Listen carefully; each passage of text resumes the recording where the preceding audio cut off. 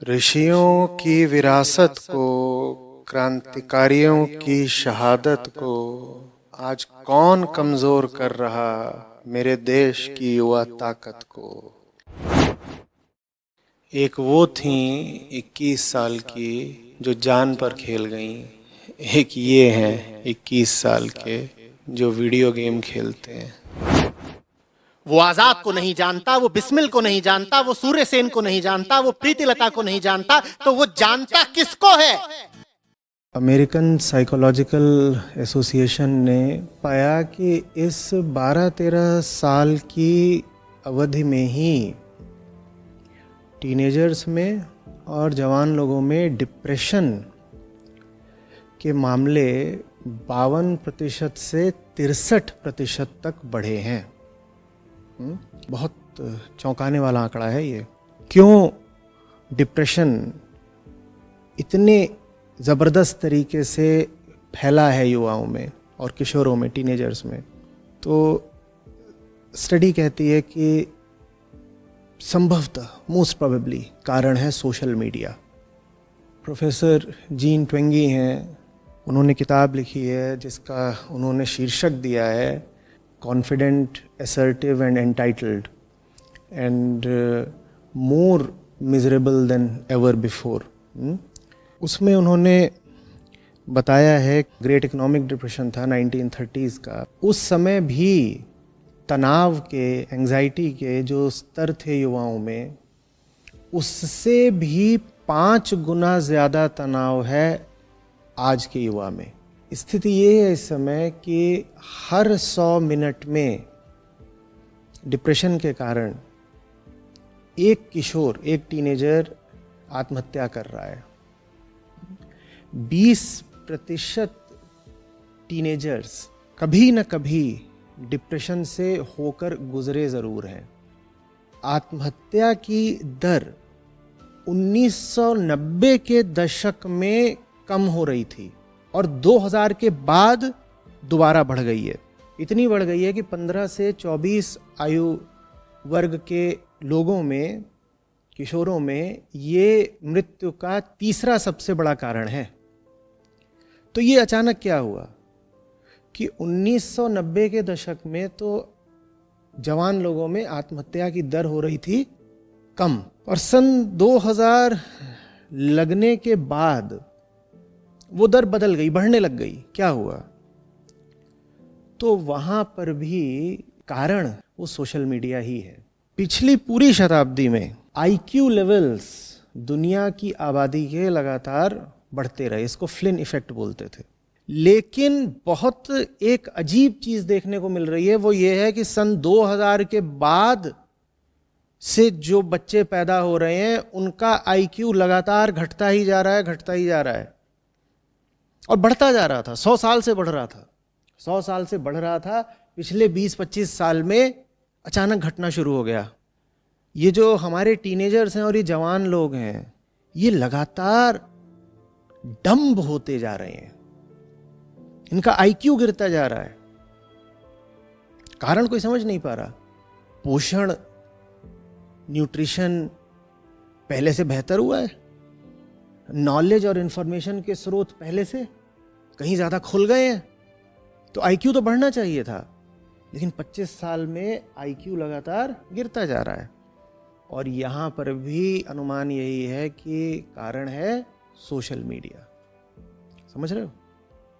अब social media अपने आप में डिप्रेशन का, आत्महत्या का, गिरते आईक्यू लेवल्स का जिम्मेदार कैसे हो सकता है?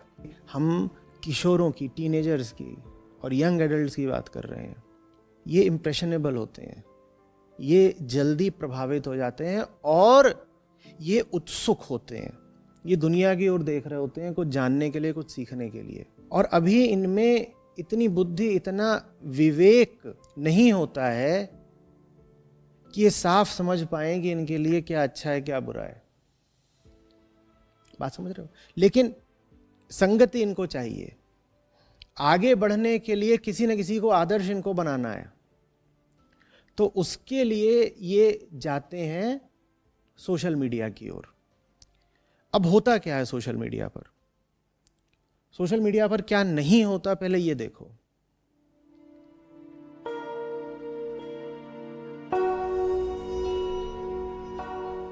तो अविरल, अगर तुमने बात करी है अपने भांजों भतीजों की, उनसे अगर मैं पूछूं कि खुदीराम बोस के बारे में जानते हो, तो तुम्हारा मुंह ताकने लगेंगे। वो कहेंगे ये किसकी बात कर रहे हो? खुदीराम बोस पता है कौन है? वो भी एक टीनेजर ही थे, 18 साल के टीनेजर थे जिन्होंने शहादत कबूल ली थी, अंग्रेजों के हाथों मारे गए थे। पर इस टीनेजर का नाम तुम्हारे घर के लड़कों को नहीं पता होगा। इसी तरीके से मैं अगर उनसे पूछूं कि मुझे बताओ भगत सिंह, राजगुरु, सुखदेव कितने साल के थे जब फांसी पर चढ़े थे, तो ये भी तुम्हारे घर के जवान लड़कों को नहीं पता होगा, जबकि ये तीनों ही 22-22, 23-23 साल के थे और 23 ही मार्च को फांसी पर चढ़ गए थे। अब टीनेजर को या यंग एडल्ट को संगति चाहिए, सवाल ये उसे किसकी संगति मिल रही है? इन जैसे टीनेजर्स की संगति मिल रही है क्या उसको? और बहुत जबरदस्त किशोर और युवा हुए हैं भारत के और दुनिया के इतिहास में, मैं उनका नाम लेता चलूंगा। मैं अगर अभी तुमसे पूछूं कि विनय बसु के बारे में बताओ, तो ये नाम ही शायद तुम्हारे भांजे ने तो छोड़ दो या भतीजे ने, अविरल तुमने खुद न कभी सुना हो कि विनय बसु ये कौन है। विनय बसु एक बहुत जबरदस्त जवान क्रांतिकारी थे और उनके साथ नाम अमर है बादल गुप्ता और दिनेश गुप्ता का। अब आप कहेंगे बादल गुप्ता, दिनेश गुप्ता एकदम ही सुने हुए नाम नहीं है, तो थोड़ा सा जा करके इंटरनेट पर पढ़िए तो सही, या कोई किताब लेकर के पढ़िए तो सही। Battle of the veranda, Calcutta की राइटर्स बिल्डिंग का आपने नाम सुना होगा। वहां पर ये तीनों युवा क्रांतिकारी घुस गए थे और आईजी सिम्पसन था, जिसने बहुत क्रूरता पूर्वक दमन कर रखा था भारतीयों का और जेलों में बंद क्रांतिकारियों का। तो वहां घुसे और राइटर्स बिल्डिंग आप जानते ही हैं कलकत्ता की कैसी है, वहां उसको गोली मारी और उसके बाद वहां मौजूद और उस जगह पर धावा मारने पहुंचे बड़े सशक्त पुलिस बल से कुछ देर तक लोहा लेते रहे। उसके बाद तीनों अपनी मर्जी से शहीद हो गए और विनय बसु ने खुद को गोली मारी, उसके बाद भी जिंदा रह गए। अंग्रेज उन्हें पकड़ करके अस्पताल में भर्ती कराए। उनको जहां गोली लगी थी वो उस जगह को जानबूझ करके अपने हाथों से लगातार खोदते रहे जब तक उनकी मौत नहीं हो गई। ये भी तो एक जवान आदमी है ना, और इनके साथ दो टीनेजर थे, 18 साल के ये लड़के थे, बादल गुप्ता, दिनेश गुप्ता। 18 साल समझते हो, 12वीं का लड़का। इनके बारे में क्यों नहीं पता है हमारे आज के टीनेजर्स को? क्या वजह है? और ये बड़ी जबरदस्त कहानी है। टीनेजर्स की भाषा में कहें तो इंप्रेसिव भी है और इंस्पिरेशनल भी है, लेकिन फिर भी हमें इनका कुछ पता नहीं। यतीन्द्र नाथ थे, उन्होंने कहा कि जेलों में क्रांतिकारियों के साथ बड़ा दुर्व्यवहार होता है, तो अनशन करेंगे। और वो अनशन उनका ऐसा था कि 63 दिनों तक उन्होंने कुछ अपने भीतर जाने नहीं दिया। उनकी नाक के भीतर नली लगा करके कुछ खिलाने पिलाने की कोशिश की जाती तो खांसना शुरू कर देते जोर से। 63 दिन समझते हो, 63 दिन बिना कुछ खाए पिए रहना। और ये 24 साल के थे। एक बार में फांसी पर झूल जाना या गोली खाकर मर जाना तो फिर भी अपेक्षाया थोड़ा आसान है। 63 दिनों तक धीरे धीरे जानबूझ करके मौत की ओर बढ़ना, समझो तो 24 साल 24 साल का लड़का ही है, इनके बारे में पता ही नहीं होगा ना। मैं अभी पूछूं सूर्य सेन के बारे में बताओ, निर्मल सेन के बारे में बताओ, तो कुछ नहीं बता पाएंगे तुम्हारे घर के टीनेजर्स और लड़के। तो इनकी संगति तो नहीं ही कर रहा है आज का युवा वर्ग, किसकी संगति कर रहा है? इस सवाल के साथ रहो, किसकी संगति कर रहा है? टीनेजर है आज का, वो इन टीनेजर्स की संगति तो नहीं कर रहा है और इनको तो अपना रोल मॉडल नहीं मान रहा है। तो आज का जो टीनेजर है वो फिर संगति कर किस टीनेजर की रहा है? क्योंकि किसी की तो कर रहा है। लड़कियों की, महिलाओं की ओर देखूं तो शांति घोष, सुनीति चौधरी, ये 15-15 साल की लड़कियां थीं। 18 की उम्र में 12वीं में होते हो अगर, तो 15 की उम्र में तो 9वीं 10वीं में होते हो। और 15 की उम्र में इन्होंने जा करके गोली चला दी थी सीधे और जेल चली गई थी। अंग्रेजों पर सीधे गोली चला दी थी। और ये वो उम्र है जब आज की टीनेज लड़कियां ऐसा व्यवहार कर रही होती हैं अधिकतर जैसे अभी छोटी सी नन्ही सी डॉल हों, गुड़ियां हों। कनकलता बरुआ का नाम ही नहीं सुना होगा इन टीनेज लड़के लड़कियों ने। मृत्यु वाहिनी की सदस्य थीं और 17 की उम्र में प्रदर्शन कर रही भीड़ का नेतृत्व कर रही थी, हाथ में तिरंगा लेकर के। गोली खाई और अंग्रेजों ने पहले ही चेतावनी दे रखी थी कि अगर निकलोगे सड़क पर तो गोली खाओगे। चेतावनी के बावजूद निकली, सामने से गोली खाई और सड़क पर ही वीरगति को प्राप्त हो गई। और ये 17 साल की है। क्या इनके बारे में जान रहे हैं आज के टीनेजर्स? इनके बारे में तो नहीं जान रहे। मैं अभी कहूं कल्पना दत्त, बीना दास, प्रीतिलता वादेदार, इनका नाम भी सुना है आज की किशोर टीनेज लड़कियों ने। 21 साल की थी प्रीतिलता। सूर्य सेन के कहने पर चटगांव में जो ब्रिटिश क्लब था, एंटरटेनमेंट क्लब, उसमें जाकर के बम लगाई, फायरिंग करी और जब क्लब के भीतर से जवाबी फायरिंग होने लगी, एक गोली उनको लग गई तो साइनाइड खा करके जान दे दी। एक वो थी 21 साल की जो जान पर खेल गई, एक ये हैं 21 साल के जो वीडियो गेम खेलते हैं। ये तो 21 की थी। और कल्पना दत्त और बीना दास इनके साथ जब थी तो वो 18 साल की थी। 18 की साल में जबरदस्त तरीके से क्रांतिकारी गतिविधियों में उतर भी गई, पकड़ी भी गई, जेल भी हो आई। इनके बारे में हमारा टीनेजर नहीं जान रहा है। उस सवाल के साथ रहना कि इनके बारे में हमारा जो टीनेजर है, जो किशोर है, वो क्यों नहीं जान रहा है। और जबकि इनकी कहानियां ऐसी हैं कि जानने लायक हैं। एक बार आप इनकी कहानियों के साथ हो लो तो उसके बाद दुनिया भर की जो बेहुदा दो कौड़ी की खुराफाती कहानियां हैं वो आपके दिमाग से तुरंत उतर भी जाएंगी, लेकिन फिर भी ये कहानियां नहीं पता है।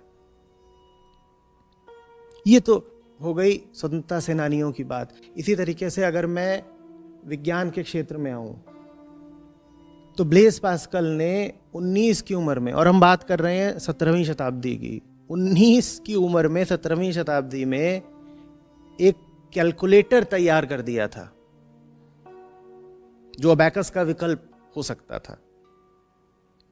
जॉन वॉन न्यूमैन, जिन्होंने पहला हाइड्रोजन बम तैयार कराया और जो पहले कुछ कंप्यूटर्स को बनाने में काफ़ी अग्रणी रहे थे, उनके रिसर्च आर्टिकल्स उनकी टीनेज में ही प्रकाशित होने शुरू हो गए थे।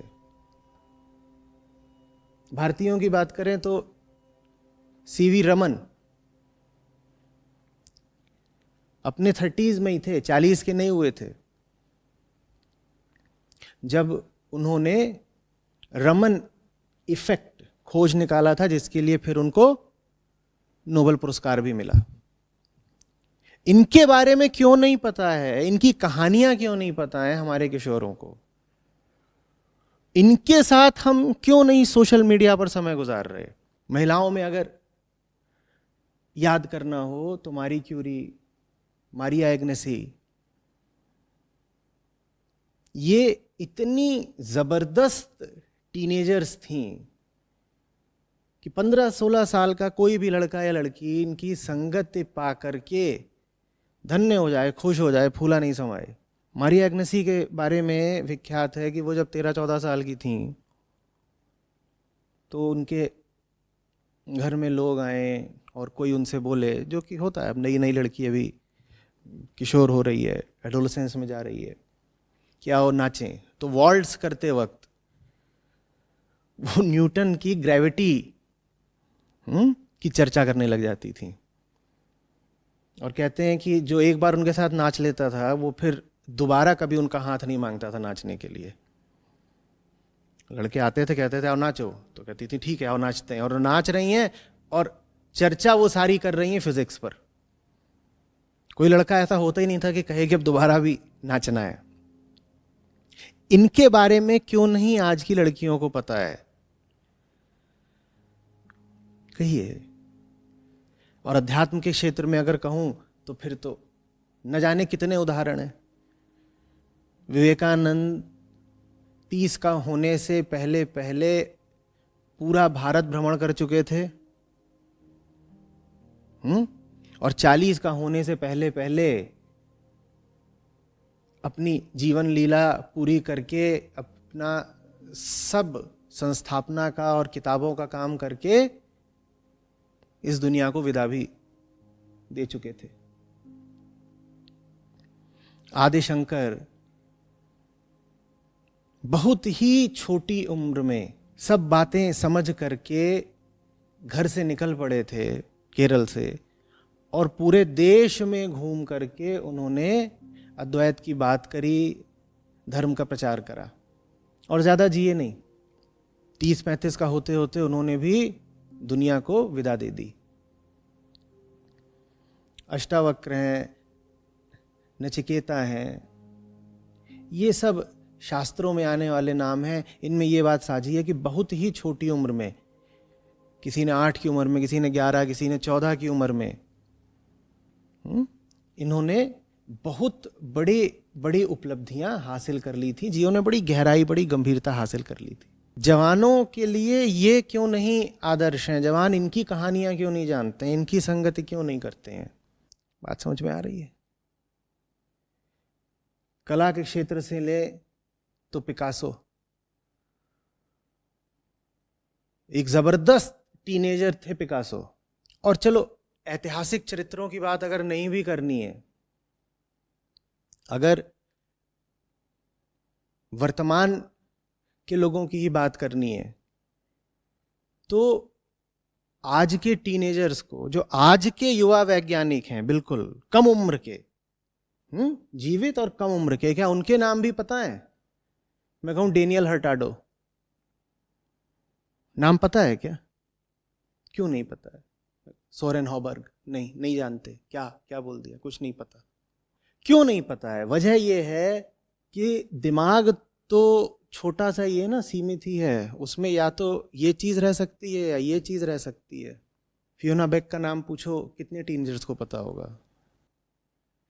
नहीं पता है, क्योंकि सोशल मीडिया पर उन्हें कुछ और ही दूसरे टीनेजर्स हैं जिसकी संगति मिल रही है। अविरल, तुमने लिखा है कि हमें तो पता ही नहीं चला ये क्या हो गया, कौन जिम्मेदार है? बहुत चीज़ें जिम्मेदार हैं। 2 तरीके से तो सोशल मीडिया ही जिम्मेदार है। पहला, सोशल मीडिया पर टीनेजर को दूसरों की बहुत ग्लोरीफाइड और नकली इमेज या छवि दिखाई जाती है, और फिर उसके ऊपर दबाव पड़ता है कि वो अपनी भी एक बड़ी सुंदर, ताकतवर और नकली छवि प्रदर्शित करे। ये जो नकली छवि होती है, ये जिंदगी की ठोकरों का, ज़िंदगी के सवालों का सामना कर नहीं पाती। और जब वास्तविक जीवन से पाला पड़ता है तो ये छवि टूट जाती है। जब टूटती है छवि तो बड़ा दुख होता है। और जो युवा है, टीनेजर, वो फिर कई तरीके के रोगों से ग्रस्त हो सकता है, डिप्रेशन में जा सकता है। ऑनलाइन आप अपना एक पर्सोना बना कर रखते हो जिसमें आप कूल हो, कॉन्फिडेंट हो, आउटस्पोकन हो, और जब आप ज़िंदगी में उतरते हो, सड़क पर उतरते हो, तो ये पर्सोना बिल्कुल ध्वस्त हो जाता है, जिसका नतीजा होता है कि आपकी सेल्फ एस्टीम, आपका आत्मसम्मान बिल्कुल बिखर जाता है और आप मानसिक रूप से बहुत चोट पाते हो। दूसरा तरीका जिससे सोशल मीडिया टीनेजर्स को तबाह कर रहा है वो है इन्फ्लुएंसर्स का। बहुत सारे मीडियोकर लोग होते हैं जो पाते हैं कि जहरीले शब्द, विचार और छवियाँ बेचकर, प्रचारित करके वो भी ज़िंदगी में सफल हो सकते हैं। ये सफलता उनको वरना मिलनी नहीं थी। तो फिर वो जल्दी से प्रसिद्धि और पैसा दोनों अर्जित करते हैं, जहरीली धारणाएं और जहरीले ख्याल और जहरीले तरीके का व्यवहार प्रचारित करवा के युवाओं में और टीनेजर्स में। ये जो इन्फ्लुएंसर्स होते हैं ये रोल मॉडल बन जाते हैं, ये दिखा करके कि देखो सस्ते और घटिया तरीकों का इस्तेमाल करके भी सफलता पाई जा सकती है।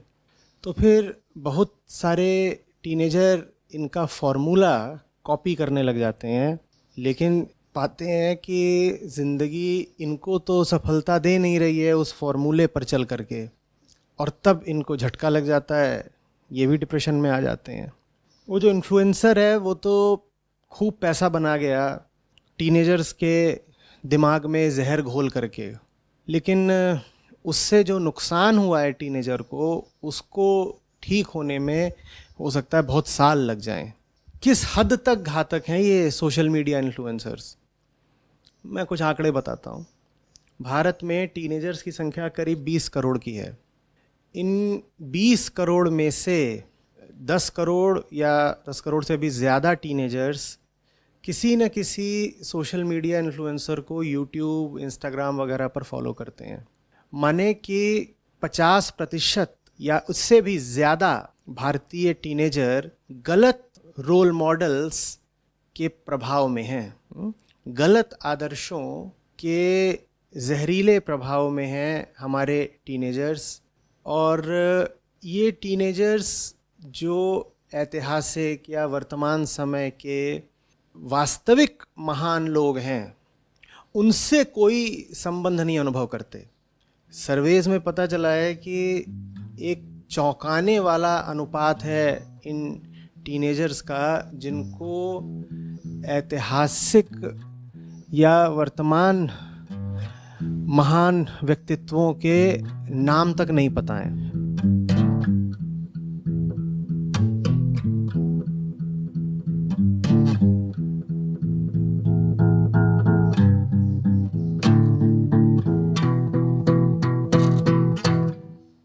इसका मतलब ये है कि वो जो सोशल मीडिया आइकन है इनका, वही इनके दिमाग में सबसे ज़्यादा जगह रखता है और ये सिर्फ उसी से प्रभावित हो रहे हैं।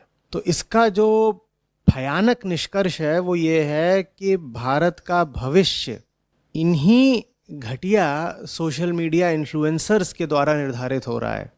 बहुत ही गैर जिम्मेदार और मूर्ख किस्म के लोग युवाओं में बहुत प्रसिद्ध होकर के यूथ आइकन बन गए हैं, कल्चरल ट्रेंड सेटर बन गए हैं। भारत के भविष्य के लिए ये बहुत खतरनाक बात है।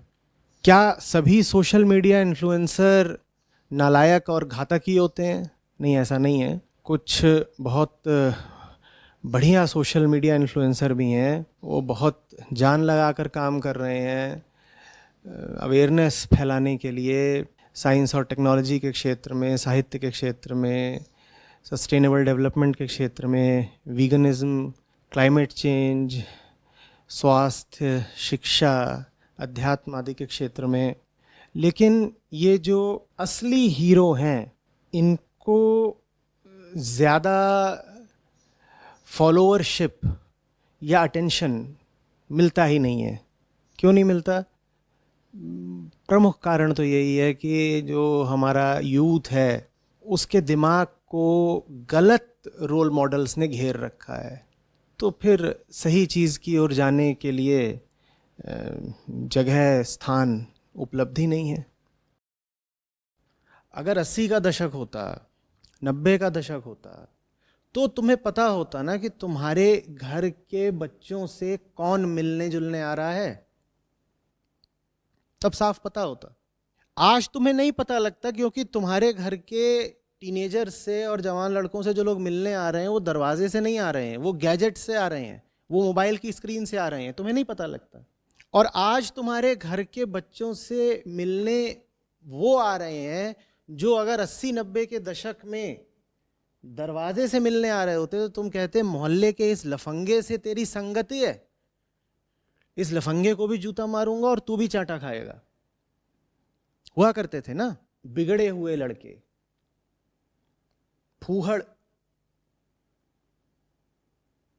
बदमिजाज लड़के, जिनके साथ अगर आपके घर का बच्चा पाया जाए तो आप कहते थे इसकी संगति खराब हो गई है, वो संगति में फंस गया है। और आप तो कहते थे, पड़ोस वाले आकर के चेतावनी देते थे कि आपके लड़के की संगति गलत हो गई है।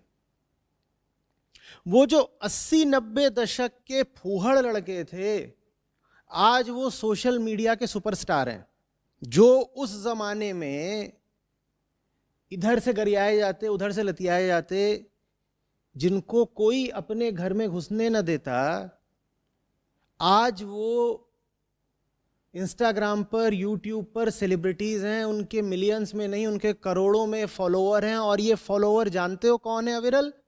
ये फॉलोअर हैं तुम्हारे भांजे भतीजे कजिन्स। सारी जिंदगी सारी किस्मत तुम्हारी इसी बात से तय हो जाती है कि तुमने किसको अपना आदर्श बना लिया और किसकी संगति स्वीकार कर ली। और मैं दोहरा के कह रहा हूं कि एक टीनेजर और एक जवान आदमी जबरदस्त तरीके से इंप्रेशनेबल होता है, वल्नरेबल होता है। उसको जिसकी संगत मिल गई वो वैसा ही हो जाएगा। और सोशल मीडिया की प्रकृति कुछ ऐसी है कि वहां जो चल रहा होता है वो और ज्यादा चलने लग जाता है, ट्रेंडिंग हो जाता है। और हमारी प्रकृति ऐसी है कि हमको बुराइयां ज्यादा आसानी से आकर्षित करती हैं बजाय अच्छाइयों के। अब इन दोनों बातों को मिला करके देखो क्या मिलता है। हम सोशल मीडिया पर उसी माल मसाले की ओर जाएंगे जो घटिया स्तर का है। कुछ लोगों को अपवाद स्वरूप छोड़ दो। एक टीनेजर 99% संभावना है कि किसी घटिया चीज की ओर आकर्षित होगा सोशल मीडिया पर। और जब वो घटिया चीज की ओर आकर्षित होगा तो वो जो घटिया चीज है उसको 10 और लोगों को रिकमेंडेशन में दिखाएगा। 10 और देखेंगे, उसमें से 8 उसकी ओर आकर्षित हो जाएंगे, क्योंकि घटिया चीज आकर्षक भी होती ही होती है। और फिर वो चीज फैलने लगेगी, ट्रेंड करने लगेगी। और धीरे धीरे ये जो घटिया व्यक्ति होगा, जिसको मैं कह रहा हूं कि 80-90 के दशक में अगर दिख जाता आपका तो आप उसको जूते मार के अपने घर से निकालते कि खबरदार अगर तूने मेरे भतीजे को अपनी बुरी संगति दी तो। वो आज भी अगर आपके सामने सशरीर आ जाए आपके घर में और आप उसकी भाषा सुन लें भद्दी, और आप उसके ज्ञान का स्तर देख लें, आप उसके मन का स्तर देख लें, तो आप आज भी उसे अपने घर से निकाल देंगे। पर वो आज आपके घर में, मैं कह रहा हूं, दरवाजे के माध्यम से आता ही नहीं, वो आज आपके घर में आपके टीनेजर के मोबाइल के माध्यम से चोरी छुपे आता है। और अब वो एक सेलिब्रिटी हो चुका है। जब वो एक सेलिब्रिटी हो जाता है तो उसको फॉलो करना और ज्यादा संभावित और आसान हो जाता है, क्योंकि आपका बच्चा कहता है कि भाई इतने लोग इसके पीछे हैं, वो भी मेरी उम्र के, तो जरूर इसमें कोई बात होगी। और दूसरी बात, सोशल मीडिया पर आपका बच्चा जहां भी जाएगा वहां उसको यही फूहड़ लफंगे दिखाई देंगे, क्योंकि भाई अब तो ये हो चुके हैं ट्रेंडिंग सेलिब्रिटीज। तो कहां तक आपका बच्चा इनसे बचा रहेगा? बड़ा मुश्किल है। ये कारण है कि वो सब कुछ देखने को मिल रहा है अमेरिका में, पूरी दुनिया में, भारत में, जो आज हमारे सामने आ रहा है। सोशल मीडिया का कितना जबरदस्त संबंध है डिप्रेशन से, अन्य मानसिक बीमारियों से, ये बात अब बस खुलनी शुरू हुई है पिछले 2-3 सालों से। देखिए, आपके ऊपर जब कोई खुला हमला करता है ना, तो आपको बात समझ में आ जाती है और आप उसके खिलाफ सुरक्षा का इंतजाम कर लेते हो, ठीक है ना। आपके देश पर कोई आक्रमण करे, चीन से, पाकिस्तान से, आपके घर पर कोई आक्रमण करे, तो आप उसके खिलाफ सीमाएं चौकस कर लोगे, दरवाजे बंद कर लोगे, ये सब कर लोगे। पर जब आपका दुश्मन आपके घर के भीतर घुस करके बैठा हो, आपके मोबाइल फोन के अंदर से बात करता हो, वो भी सेलिब्रिटी बन करके, तो आप क्या करोगे? आपको पता ही नहीं चलेगा कि वो आपका दुश्मन है। बल्कि होगा ये कि लाखों करोड़ों लोग तो कह रहे हैं कि ये हमें जान से प्यारा है, ये हमारा स्वीट हार्ट है।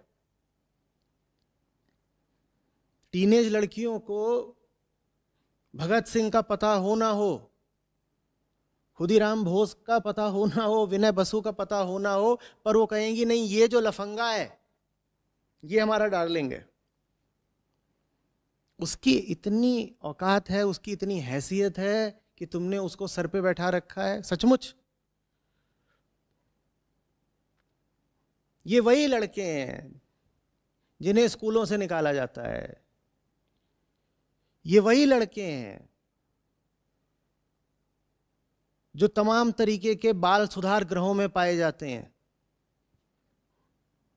ये वही लड़के हैं जिनसे आप दुनिया के किसी भी विषय पर 2 मिनट कोई समझदारी की, तमीज की बात नहीं कर सकते। और आपने अपने घर के लड़कों बच्चों को इस तरह की लोगों की संगति में खुला छोड़ दिया है। और अब आप मुझसे सवाल लिख करके पूछ रहे हैं कि आचार्य जी हमें तो सदमा लग गया है, ये हमारे घर में क्या हो रहा है, हमारे घर के लड़के गाली गलौज देते हैं, गंदी भाषा में बात करते हैं, ऑनलाइन सेक्स और शराब में लिप्त पाए जाते हैं, सीवियर डिप्रेशन डायग्नोज हुआ है, और क्या लिखा है, कल्चरल और ग्लोबल अवेयरनेस इनकी जीरो है।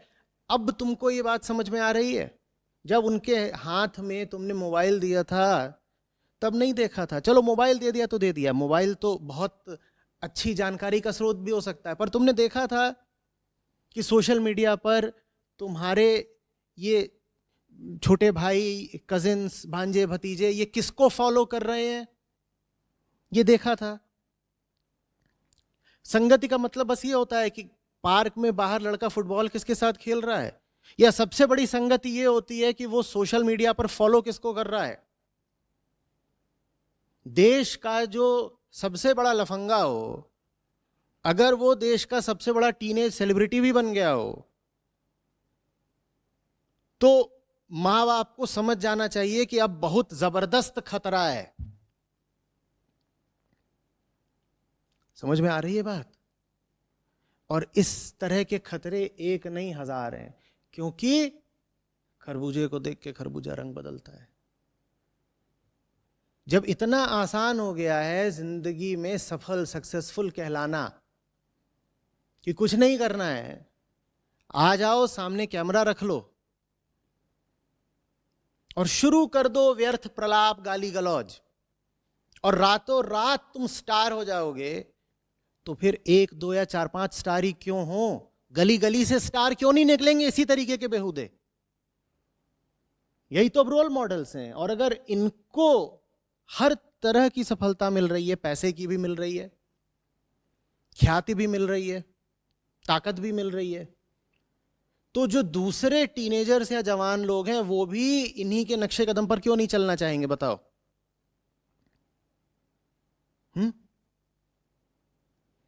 भाई कौन लंबी चौड़ी पढ़ाई लिखाई करे और एक बड़े लंबे रास्ते पर चल करके जिंदगी में सफलता हासिल करे। करना क्या है? क्या करना है चीज़ों को जान के? क्या करना है कि आप में दुनिया की समझ हो, विज्ञान की समझ हो, इतिहास की समझ हो, आर्ट्स की समझ हो, साइकोलॉजी की समझ हो। करना क्या है इन सब चीज़ों का? सबसे आसानी से तो हम खिंचते ऐब की तरफ ही है ना, बुराई की तरफ ही है। तो जो सबसे गंदी और घटिया तुम्हारी बुराई हो उसको आकर कैमरे पे प्रदर्शित कर दो, लोग आकर्षित हो जाएंगे। और सोशल मीडिया कंपनीज का इसमें फायदा ही फायदा है भाई। उनको तो अपनी व्यूअरशिप, मेंबरशिप, फॉलोअरशिप बढ़ानी है, ऐप को तो अपने डाउनलोड्स बढ़ाने हैं, वो चाहे जिस तरीके से बढ़ते हो। ये जो अभी चीनी एप्स बैन हुई हैं, सबको पता है कि इन पर अधिकांश मसाला किस किस्म का होता था, कैसा होता था। ऐसा होता था कि आप उस मसाले को देखें तो आपकी चेतना का स्तर बढ़ेगा, आप बेहतर इंसान बन जाएंगे। बोलो, ऐसा होता था? तो ज्यादातर जो इन पर कंटेंट होता है वो बेहुदा ही क्यों होता है, क्रैप क्यों होता है? वो इसीलिए होता है क्योंकि हमारी फितरत ऐसी होती है कि हम बुराई की ओर ही ज्यादा आकर्षित होते हैं। ऐसे में समझदार लोगों का फर्ज होता है कि वो घर के बच्चों को, टीनेजर्स को दिशा दे करके उनको सही संगति में लगाएं। वो दिशा आपने दी नहीं, आपको लगा वो वहां कोने में बैठ करके मोबाइल पर कुछ देख रहा है, कान में कुछ उसने लगा लिया है तो कुछ अच्छा ही कर रहा होगा। उधम तो नहीं कर रहा ना, मार पिटाई तो नहीं कर रहा ना। आपको पता ही नहीं है कि उसके कान में जहर जा रहा है, और वो जो आंखों से अपनी देख रहा है वो बिल्कुल नारकीय है। आपको लगा नहीं, कोई बात नहीं, माँ बाप यहां अपना टीवी देख रहे हैं, वो चंपू वहां पर बैठ करके यूट्यूब पर कुछ देखे जा रहा है। और फिर आपको बड़ा ताज्जुब होता है कि चंपू ने गाली गलौज कहां से सीख ली इतनी। अरे हमारी सोसाइटी में तो कोई इतनी गालियां देता नहीं, हमारा चंपू कहां से गालियां देने लग गया? वो सुन क्या रहा था यूट्यूब पर, आपने देखा ये? अब आपको ताज्जुब हो रहा है कि मेरा चंपू शराब में और ड्रग्स में कैसे फंस गया।